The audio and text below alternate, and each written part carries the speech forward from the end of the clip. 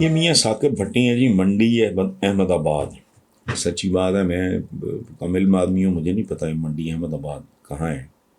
وہ کہتے ہیں جی کہ میرا ماننا ہے کہ تشدد، مار کٹائی، توڑ پھوڑ، گالم گلوچ ہر حال میں ناقابل قبول ہے، مگر کم از کم یہ تو نہ کریں کہ سندھ ہاؤس کے گیٹ پہ حملے سے جمہوریت کو نقصان پہنچا۔ سن کے لطیفہ لگتی ہے یہ بات۔ سوال یہ کہ کیا سندھ ہاؤس میں مخالف پارٹی کے لوٹوں کو رکھنے سے جمہوریت کو فائدہ پہنچ رہا ہے؟ ثاقب بھٹی صاحب، میں بات تو سچ ہے مگر بات ہے رسوائی کی، تاریخ میں نے نہیں لکھی۔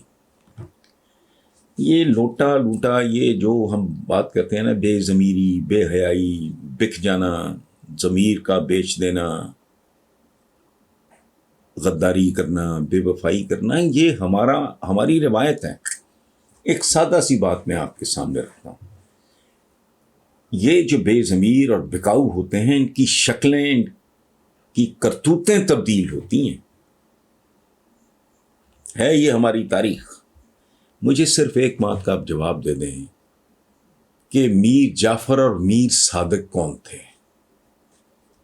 ہم کہتے ہیں ٹیپو سلطان شہید ہوئے گوروں کے ہاتھوں، میں کہتا ہوں ٹیپو سلطان کو شہید کرنے والے مسلمان تھے، ان کے ساتھی تھے۔ یہی حال نواب سراج الدولہ کا ہے۔ لارڈ کلائیو بیسیکلی تو پتہ نہیں کلارک ٹائپ آدمی تھا، اس کے لوٹوں نے، اس کے بے ضمیروں نے نواب سراج الدولہ کو بیچ دیا۔ ہمارے سلطان ٹیپو کے بے حمیتوں نے، بے حیاؤں نے، ختم ہوئی بات۔ اقتدار کے لیے انہوں نے اپنے ہیروز بیچ دیے، مروا دیے۔ تو آپ کی تاریخ ہے، اس لیے زیادہ پریشان نہ ہوا کریں، کوشش کریں کوئی اویئرنیس پھیلے لوگوں میں، کوئی علم آئے، شعور آئے۔ وہ تب تک نہیں آئے گا جب تک ہم حقائق کو فیس نہیں کریں گے، اپنی ہسٹری کو نہیں سمجھیں گے۔ اور ایک بات آخری میں آپ کو بتا دوں، یہ دونوں گوروں کے ہاتھوں نہ مرتے، یہ اپنوں کے ہاتھوں مارے گئے۔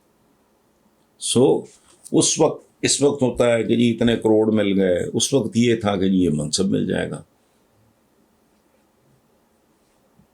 اس وقت یہ ہوتا ہے کہ جی اچھا ٹکٹ آپ کو مل جائے گا وننگ پارٹی کا، اس وقت منصب مل جاتا تھا۔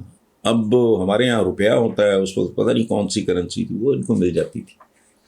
بکاؤ اور بے ضمیر اور یہ لوٹے اور یہ گھوڑے اور یہ گدے، یہ سارا ورثہ ہے ہمارا بر صغیر کے مسلمانوں کا، خاص طور پہ یہ ذہن میں رکھیں آپ۔